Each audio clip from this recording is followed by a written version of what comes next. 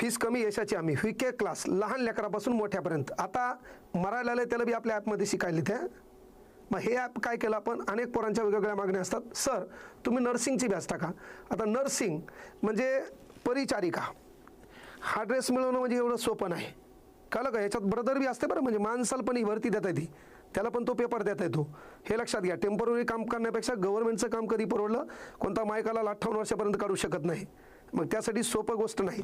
तर तुम्हाला माहिती आहे JNM करावं लागते 3 वर्ष, त्यानंतर BSc नर्सिंग करावं लागते 4 वर्षे, डिप्लोमा बेस आणि डिग्री बेस. हे केल्याच्या नंतर पहा लक्षात घ्या, तुम्हाला पेपर द्यायचा आहे. त्या पेपरला 100 गुण आहेत, त्या पेपरला 100 प्रश्न आणि 200 गुण आहेत. तर त्याच्यामध्ये 60 प्रश्न म्हणजे 120 गुण आमच्याकडे आहेत. कळलं. पण 40 मार्कामुळं पोरांचे वांदे होतात. मग 40 मार्कामुळं पोरांचे वांदे होतात. तर 3 वर्ष तू काय फक्त गुलुगुलू करायला फोनवर बोलायसाठी आहे का? 3 वर्ष आपल्या बापानं एवढी फीस भरून त्या कॉलेजला ॲडमिशन केलं आहे. मग 3 वर्षात तो जो अभ्यासक्रम आहे त्याला आपण टेक्निकल क्वेश्चन म्हणतो, त्याला वेटेज आहे 40 प्रश्न 80 गुण. ते जरी मिळवणं गरजेचं आहे, कारण रिझल्ट तर सहज येत नाही. इकडल्या 60 मार्काच्या भरोशावर रिझल्ट येत नाही. ते 40 मार्क म्हणजे 40 प्रश्न कामाचे आहेत, 80 गुण कामाचे आहेत. मग त्यासाठी पहा, तुम्हाला माहीत असेल की बाबा का करायचं आहे. हिला आपण नर्स म्हणतो, परिचारिका म्हणतो आपल्या भाषेत, आपण सिस्टर म्हणतो आपल्या भाषेत. का तर पहा, कुठलंही औषध असेल, कुठलीही गोष्ट असेल, कुठलंही सक्सेस असेल, ते मिळवण्यासाठी 3 गोष्टी लागतात. पहिले धडपड, ज्ञान मिळवण्यासाठी धडपड. लेकरू रडायले, बेजार व्हायले, ताण द्यायले, टेन्शन द्यायला, आई धडपड करायली, पण आईकडे ज्ञान नाही. प्रॉब्लेम काय लेकराचा. मग लेकराला आई घेऊन कोणाकडे गेली, डॉक्टरकडं. मग डॉक्टर काय करते, आपल्या ज्ञानाच्या भरोशावर एक चिठ्ठी काढते आणि त्याच्यावर औषध लिहिते. डॉक्टरकडे ज्ञान आहे पण सामर्थ्य नाही, आणि मग ते औषध आणण्यासाठी आपण मेडिकलला जातो. मेडिकलवाला औषध देतं, टायमिंग सांगते, ते औषध लेकरू पियते, लेकरू शांत होते. म्हणून कुठलं यश मिळवण्यासाठी पहिल्यांदा लागते धडपड, धडपडीच्या नंतर लागते ज्ञान, आणि ज्ञानाच्या नंतर लागते सामर्थ्य. सामर्थ्य औषधात आहे, ज्ञान डॉक्टरकडे, आईची धडपड आहे. याचं तात्पर्य सक्सेस आहे. तसं तुम्हाला कुठलीही गोष्ट घेतली तर हे ड्रेस मिळवणं म्हणजे सोपी गोष्ट नाही. कळलं का. थतुरमतुर तुम्ही एखादं यश संपादन करसाल, पण नेमकं काय चालू आहे ते कळणार नाही, आहे का नाही. हे 3 वर्षाचा अभ्यासक्रम, यांच्या पगारीसाठी, आंदोलनासाठी आम्ही सदैव सोबत असू. त्याच्या काही गोष्ट नाही. तुम्हाला माहिती आहे, जनजागृती करण्यासाठी हे एकत्र येत असतात, है ना. जनजागृती, जसं एड्स विरोधी दिवस आहे, तंबाखू विरोधी दिवस आहे, व्यसनाचा काय परिणाम होतो, तर ही जनजागृती करण्यासाठी आपल्या नर्स बहिणी असतील, ब्रदर भाऊ असतील, तर हे काम करत असतात. तर त्या संदर्भात पहा, आता स्टेटस्कोप, पाय दुखाला इथं लाव, छाती दुखायली इथं लाव, डोकं दुखायला इथं लाव. तर हे काहून लावतात हे ताईला माहीत आणि त्या पेशंटला माहीत. पण ते शिकण्यासाठी 3 वर्षे आहे, त्याच्यानंतर पेपर आहे, आणि त्याच्यानंतर ही लावण्याची शान आहे. हे सहज फोटो काढण्यासाठी कोणी घेऊ शकेल, पण त्याचा दर्जा वेगळा आहे.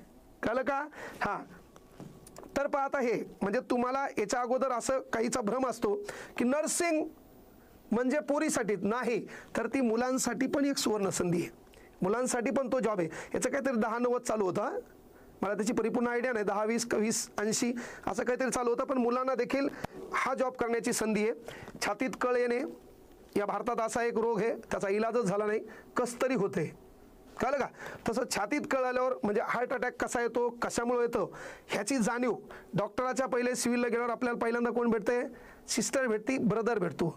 ह्या बेसिक नॉलेज त्यांना असणं गरजेचं आहे. त्यासाठी 3 वर्ष, 4 वर्षाचा तो डिप्लोमा, त्याच्यानंतर गव्हर्नमेंट अथोराईज, म्हणजे तुम्हाला माहिती आहे की बाबा DHS असेल किंवा DMR असेल, म्हणजे जिल्हा रुग्णालय असेल किंवा MBBS डॉक्टर असेल, या दोन्ही ठिकाणी याची भरती होते. या दोन्ही ठिकाणी भरती होण्यासाठी 2026 मध्ये जास्तीत जास्त जागा निघणार आहेत. मग त्यासाठी जो अभ्यासक्रम आहे तो अभ्यासक्रम कसा आहे, तर त्यामध्ये तांत्रिक प्रश्न, गैरतांत्रिक म्हणते, म्हणजे तुम्ही जो डिप्लोमा केलाय ते सोडून दैनंदिन जीवनामध्ये कुठली स्पर्धा परीक्षा देत असताना, ज्याला आपण कॉम्पिटिटिव्ह एक्झाम म्हणतो, त्याच्यातले 60 प्रश्न म्हणजे 120 गुणाची तयारी, सोबत ह्याही 40 प्रश्न म्हणजे 80 गुणाची तयारी नर्सिंगचे शिक्षक तुम्हाला शिकवतील अतिशय सोप्या भाषेत. म्हणजे हेही मार्क तुमचे जाणार नाहीत, ह्या मार्काचा तर विषय नाही, हे मार्क तर आम्ही जाऊ देतच नाहीत. तर यामध्ये विषय आहे जनरल नॉलेज, यामध्ये विषय आहे मराठी व्याकरण. पहा, याच्यामध्ये विषय आहे मराठी व्याकरण, यामध्ये बाळांनो विषय आहे गणित, सोबत बुद्धिमत्ता, तुमच्या भाषेत तुम्ही जास्त इंग्रजी शब्द वापरता, मॅथ अँड रिझनिंग, है ना. जनरल स्टडी है ना, is called as general knowledge. त्यानंतर इथं विषय इंग्रजी व्याकरण. कालं ह्या विषयाचे मार्क आमच्याकडे. आता याच्यानंतर जो तुमचा सिलेबस आहे तुमचा, तर आपल्या इथं तुमच्याच इथं हा कोर्स करून 3-4 वर्ष ज्या माणसाने त्याच्यात मेहनत घेतली, तो सिलेबस अतिशय सोप्या पद्धतीनं कसा शिकवायचा तर ते तुम्हाला अरबाज सर सांगतील. तर अरबाज सरांना विनंती करतो की त्यांनी तुमचा जो सिलेबस आहे तो सिलेबस कव्हर कसा करायचा आहे, आपण काय काय घेणार, आम्ही तुमचं काय घेणार याचा टाइम टेबल येणार. ही बॅच महाराष्ट्रामध्ये मराठी माध्यमातून याचे सोर्स कमी असताना आपण केवळ 999 रुपयामध्ये तुमच्यापर्यंत तज्ज्ञ मार्गदर्शकांमार्फत ही बॅच आणलो. तर ही माहिती सर्वांनी कळवायची, व्हिडिओ शेअर करायचा. ह्या बॅचचाही मार्क तुमचा जाऊ देणार नाही. तुम्ही ह्या ड्रेसवर गेल्यावर ज्या पद्धतीने आतापर्यंत प्रत्येक ठिकाणी लागलेल्या पोरांच्या अंगावर आम्ही गुलाल टाकलाय, लय बळ आलं माझ्या दुबळ्या पोरात, हे का नाही, हे गाणं तुमच्यासाठी आम्हाला वाजवण्याची संधी तुम्ही देसाल. त्यासाठी विनंती आहे की बॅच प्रत्येकाने जॉईन करायची. ह्या बॅचबद्दल सर्वांनी माहिती द्यायची आहे आणि कमी फीसमध्ये तुम्हाला तिथपर्यंत नेण्याची जबाबदारी आमच्याकडे.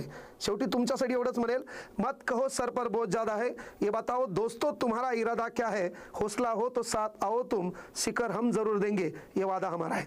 Arbaaz sir continue.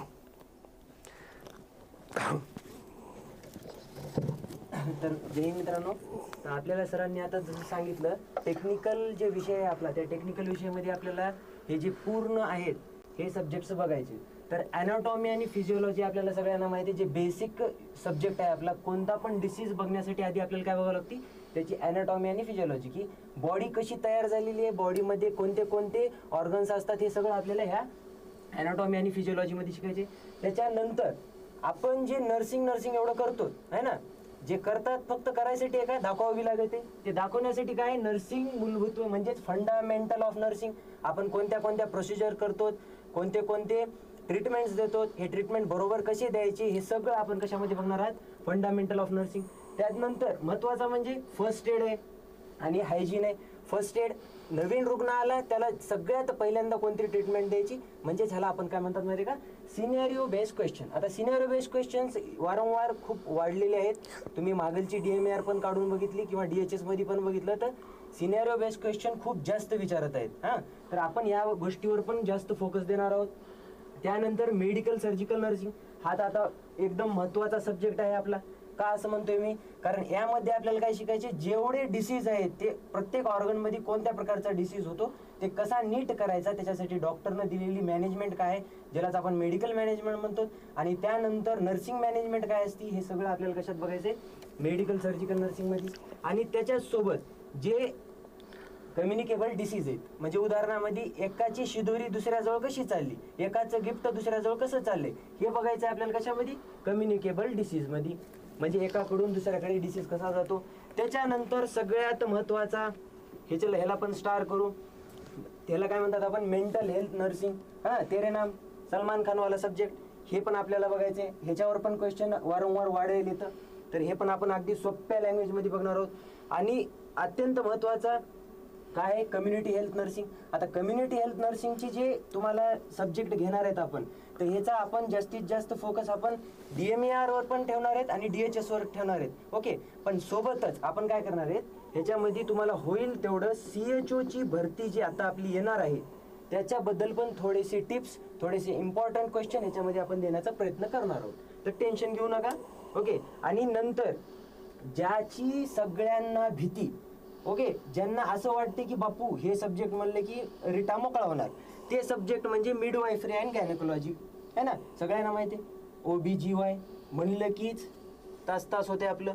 आता हे सब्जेक्ट आपण स्पेशल एका नवीन शिक्षकाकडून घेणार आहात, जे की एकदम त्यांना ह्या विषयाचा खूप डिटेलमध्ये नॉलेज आहे.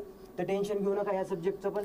हे पण सब्जेक्ट तुम्हाला बघा, हे जेवढे सब्जेक्ट सांगतोय मी ह्याचे इम्पॉर्टंट क्वेश्चन्स पण तुम्हाला मी दर आठवड्याला आपण VK ॲपवर घेणार आहोत. तर आपल्याला सरांनी खूप एक चांगली संधी निर्माण करून दिलेली आहे मित्रांनो. या संधीचा आपण फायदा घ्यायचा. तुम्हाला माहिती आहे मार्केटमध्ये सगळ्यांनी लूट केलेली आहे ना, असे तर रेट चालू आहे त्यांचे, बापा काय बघायचं, 5,000 7,000 8,000, नुसतं पैसे लुटायचं काम आहे. तर सरांनी मला एकच म्हणले, बघ म्हणले पठाण, आपल्याला करायचं काय, आपल्याला विद्यार्थ्यांचे पैसे वाचवायचे, आपल्याला त्यांना कमी दरामध्ये जास्तीत जास्त शिक्षण कसं देता येईल ते बघायचं. त्याच्यामुळे आपण ही बॅच आणलेली. ओके, आणि ह्याच्यानंतरच आपला कोणता सब्जेक्ट आहे, पिडियाट्रिक. आता पिडियाट्रिक सगळ्यांना माहिती आहे, लहान लेकरांना होणारे आजार आपण ह्याच्यामध्ये बघतो, हे पण महत्त्वाचं आहे. आणि त्याच सोबत जे आहेत मायक्रोबायोलॉजी आणि सोशिओलॉजी, हे 2 सब्जेक्ट पण आपण ह्याच्यामध्ये कंट्रोल करणार आहोत. तर मित्रांनो, जास्तीत जास्त विद्यार्थ्यांपर्यंत ज्यांची 4th इयर चालू आहे, जी BSCचा, ज्यांचं GNMचं 3rd इयर चालू आहे, त्यांच्यापर्यंत हा व्हिडिओ पोहोचा. त्यांना पण सांगा की विठ्ठल सरांनी नवीन बॅच आणलेली आहे ना. कारण तुम्हाला माहिती आहे, विठ्ठल सरांनी किंवा कांगणे सरांनी जेव्हा ही बॅच आणली असेल, तर त्यांनी हा विचार केलाच असेल की विद्यार्थ्यांनी कुठं ना कुठं तरी यांची फसवणूक होत आहे ना. त्यामुळेच त्यांनी या बॅच आणण्याचा प्रयत्न केलाय. आणि त्यांनी जेव्हा ह्या बॅच आणण्याचा प्रयत्न केलाय, तर ते आपण बॅच ही सार्थ करून दाखवणार आहोत. तुम्ही होईल तेवढं या बॅचला शेअर करा. ज्यांची 4th इयर, ज्यांचं 3rd इयर चालू आहे, त्यांना बी शेअर करा. आणि ज्यांचं BSc नर्सिंग किंवा GNM कम्प्लीट झालेले आहे, त्यांच्यासाठी पण ही खूप एक सुवर्ण संधी आहे. आणि प्लस पॉईंट, आता आपल्या खेड्यातल्या लेकरांचं सगळ्यात मोठा प्रॉब्लेम असतो, सर मराठीमधून आम्हाला नोट्स भेटताल की नाही. तर 100% भेटणार. ओके, हे सरांची आणि माझी तुम्हाला हमी आहे की ह्याची तुम्हाला मराठीमधून पूर्ण हँड रिटन नोट्स मी तुम्हाला देईन.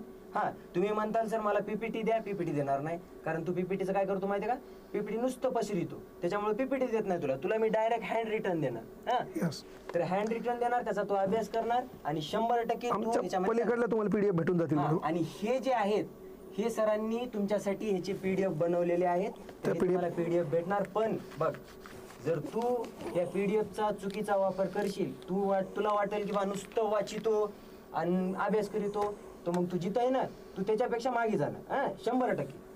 त्याच्यामुळं नुसता PDF घेऊन त्याचे झेरॉक्स मारीत बसू नको. त्याचा अभ्यास कर. जे लेक्चर आहेत त्यांचे व्हिडिओ पाय आणि बरोबर यांचा अभ्यास कर. ओके, तर भेटूया जेव्हा आपली बॅच चालू होईल त्या बॅचमध्ये. हां, लक्षात घ्या, एक 10 तारखेला आपण ही बॅच चालू करू. 10 तारखेला पूर्व आपली बॅच चालू होईल. अतिशय सुटसुटीत यांचा टाइम टेबल येईल, म्हणजे आमच्या विषयाचा आणि उर्वरित या विषयांचा. या टाइम टेबलनुसार आपण अंदाजे, आता ही भरती होण्याची शक्यता आहे समजा या वर्षामध्ये, तर आपण एक 8 महिन्याच्या कालखंडामध्ये ही बॅच कव्हर करूया. ओके, 8 महिने ते 6 महिन्याच्या कालावधीमध्ये आपला परिपूर्ण सिलेबस होईल. हा सिलेबस अतिशय मोठा आहे. आमचा सिलेबस लवकर होतो, ही गोष्ट क्लिअर करा. तर या दोन्ही सिलेबसला एकत्र करून तुम्हाला टाइम टेबल कसा, त्याच्यानंतर सुटेबल वेळ कसा, काही जण कॉलेजमध्ये असतील, कॉलेजचा वेळ पाहून लाईव्ह प्लस रेकॉर्डेड ही बॅच कशी क्रिएट करायची, त्यासाठी 10 तारीख आहे. तोपर्यंत ॲपमध्ये ही बॅच तयार झालेली आहे. सर्वांनी तिथं फीस भरून जॉईन व्हा. 10 तारखेपासून आपण अभ्यासक्रमाला सुरुवात करूया. ओके, अतिशय सोप्या भाषेत समजेल अशा भाषेत. कळलं का? हां, फक्त एवढंच आहे, नर्स झाल्यावर आहे ना, ब्रदर किंवा सिस्टर झाल्यावर पेशंटला जरासं सांभाळून घ्या. घरचा राग फक्त तिथं काढू नका, एवढी विनंती आहे. धन्यवाद.